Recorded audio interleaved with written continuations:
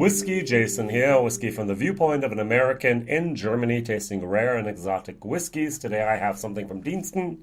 Deanston, this is the Unchilled Collection Single Malt Scotch Whisky, Deanston Distillery 2008. This is a whiskey.de exclusive with 66.8% alcohol by volume.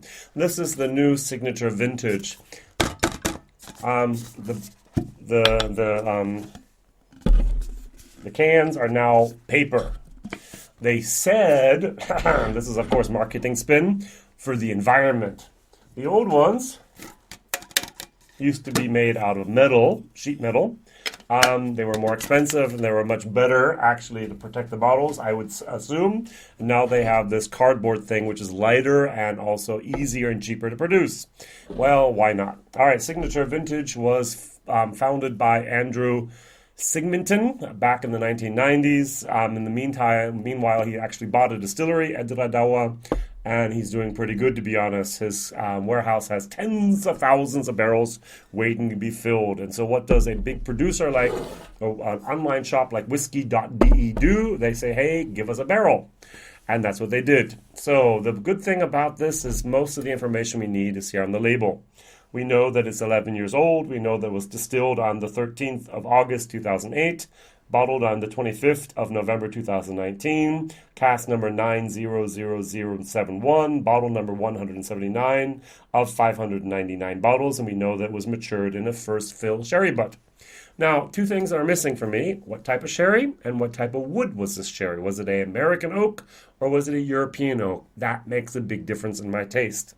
So one of the things I'm not really sure about, whiskey base number 144840, is the ABV, 66.8%. Now, in America, the maximum that you can do with bourbon is 62.5%. So what do people do in Scotland? 63.5%. Now, did this alcohol by volume go up during the time it was maturing in the casks? We don't have that type of weather in Scotland. Or in Europe, for that matter. Well, some places we do, but not in Scotland. We don't have Kentucky or Tennessee types of environments over here. So what did they do? They filled this up at over 69 or 68% probably. I would say 68.5 or 69%. Why? Now, this is a very good question. We know from bourbon that if you have a lower entry proof, you usually get a better whiskey quicker. So Wild Turkey doesn't put it in at 62.5%, but maybe instead at 58.5%. Why? Because the water takes different elements out of the cask than the whiskey, the spirit, the alcohol does. And that's very, very good. And many of the new distilleries, New Riff and everything that is out there, many of these new boys are actually praising their low barrel proof, peerless, and so on and so on. Great. So what happens is those used barrels come over to Scotland or Ireland, in this case Scotland, and since it was 62.5% in the past, we put it in Scotland over at 63.5%. And the next time we filled it up, we usually went a little bit higher, 64.5%. And the next time they filled it up, maybe even higher, 65.5%. Absolutely okay, normal. Now, what I don't understand here is we have a first fill sherry butt. Why would you start at such a high ABV? Why? Well, one of the reasons is in order to get more alcohol out of a barrel. You put it in at 70%, you wait 10 years, you have 65%, you fill it up at 46%, and you have more bottles from one barrel. You save money. Now, the question is, while saving money, do you get a better quality product? I'm not sure. That's the thing that's what I think that's my problem here. SMWS, Scotch Malt Whisky Society, has bought a lot, at least in my opinion, a lot of barrels in recently that have over the 63.5%. Many times also 10 years later, still 65, 66, 67%, which means they were actually filled. The cask strength was much, much higher than the standard 63.5%. Why 63.5%? Well, the industry way back in the 60s, 70s, and maybe even before that said, let's do it all the same so we can exchange our barrels. Do not forget, even up until today. 30% of whiskey from Scotland is single malt. 70% are blends. And so the majority of the whiskey produced in Scotland still goes into blends. And Deanston is one of those distilleries. I was there in March of 2019 and I asked, what's the ratio between single malt and blends? I said, is it 50-50? He said, mm-mm. I said, 60-40? He said, nah, about 65% blends and 35% here for single malts. All right, it's getting better. It used to be 20-80, he said, which was mind-blowing. But Deanston produces the majority of its whiskey for blends. All right, so going back here now, a tiny little bit about the history of Deanston, and I'll finally get to the whiskey. April 2nd, 1965, the cotton mill was closed, and on January 30th, 1967, the distillery was opened. So many people cried when the cotton mill was closed. They lost their jobs. And many people were happy that the distillery opened because they actually had new jobs then. So in 1974, we had the first single malt whiskey coming off from the warehouse, which was very good. So they waited a total of 6 years, basically, to do that before they sent it out. Not like today, 3 years later, you have your first whiskeys. When they actually built the distillery, they took away 3 of the different stories within the building so they could put pot stills in there. And I was there with Roy from Aquavite and also Foodquig from Canada. And we did our nice little tour of Deanston, and they have this open mash tun, this cast iron open mash tun.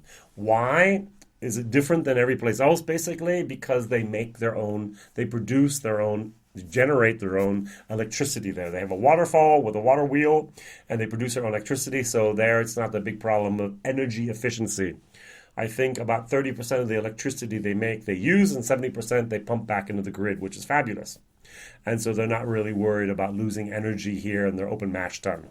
In 1982, the distillery was closed. 1990, it opened back up. And the famous Ian Macmillan, he was the guy who said traditional Irish whiskey. And he was also the guy who said we only wanted Scottish barley. Very, very important. And in 2000, they were one of the first, if not the first distillery in Scotland that was organic approved. So even today, you have a 15-year-old organic whiskey from Deanston, which basically no one else has. A lot of things are organic there. And since 2008, everything they put out is unchilled filtered. Bravo, bravo. So as I mentioned, this is a single sherry butt, first fill. This is 66.8% ABV, and it cost me €77.90 from whiskey.de. So running around 90 euros for this bottle, or yeah, $90, I'm sorry. So let's first of all nose it. Oh yeah. I'm getting a nice sweet caramel fruity moment, like canned plums in caramel corn syrup. That was an interesting thing. Very sweet, very nice, with a little bit of a Ricola cough drop thrown in there for good luck. This is very, very nice. It's very, very subtle. It's not one of those in your face. It's not an Abalauer Abana.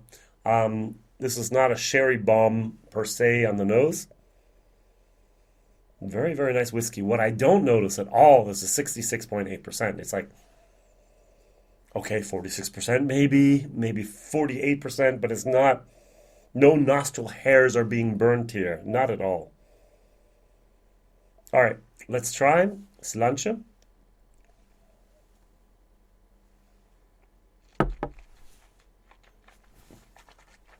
Mmm. Mmm.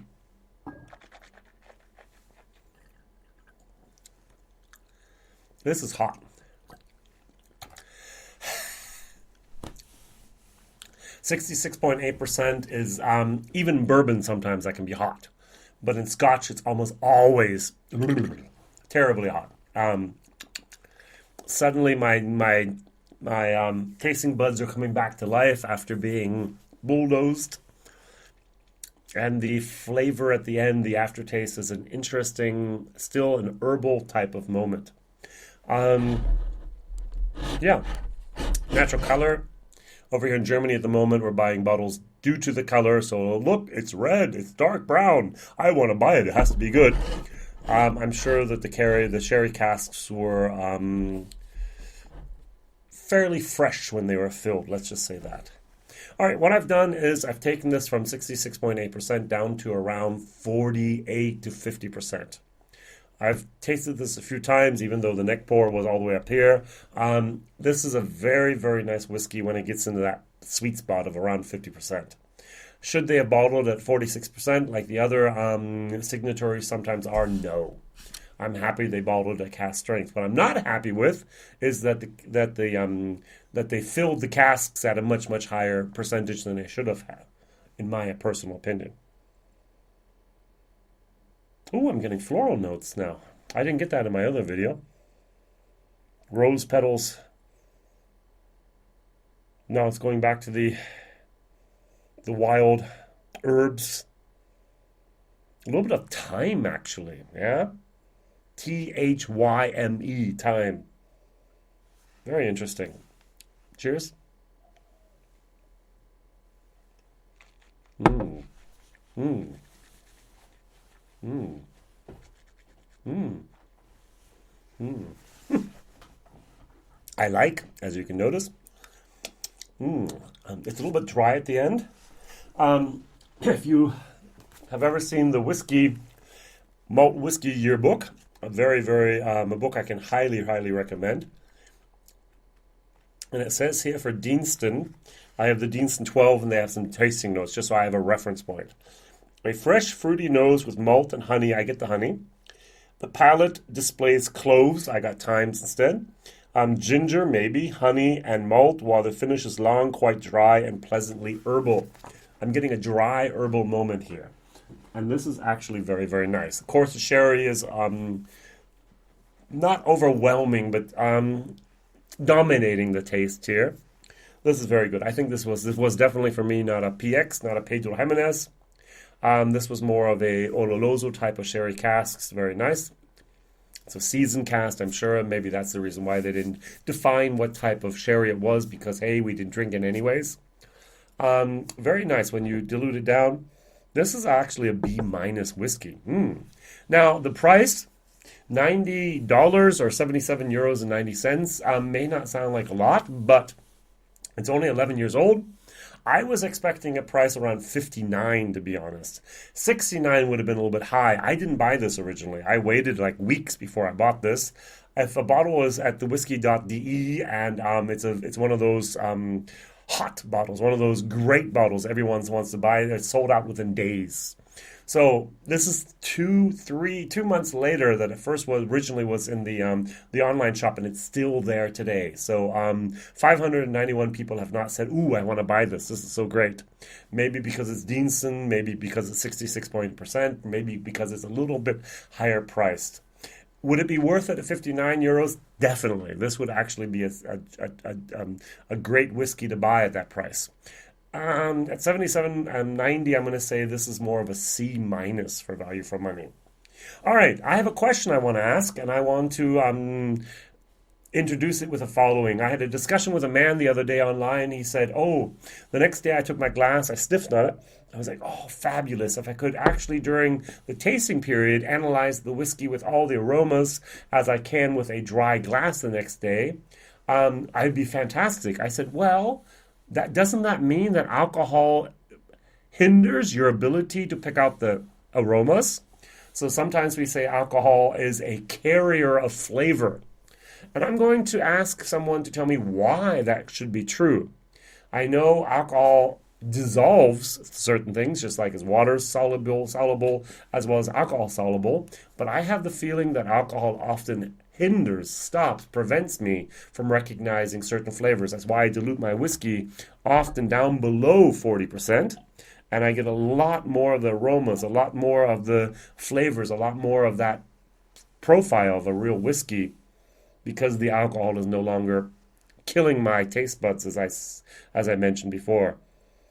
All right, good. If someone could write that down in the comments, why Alcohol should be a carrier flavor. That'd be great. Whiskey Jason here. Whiskey from the viewpoint of an American in Germany tasting rare and exotic whiskeys.